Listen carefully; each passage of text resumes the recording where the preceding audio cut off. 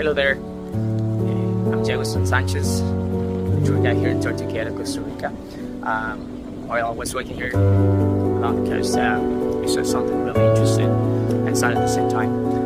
I saw a bunch of vultures in that location, and actually I ran directly to them, and I realized that they were attacking baby sea turtles. And I want to show you the only one that survived from that vulture's attack.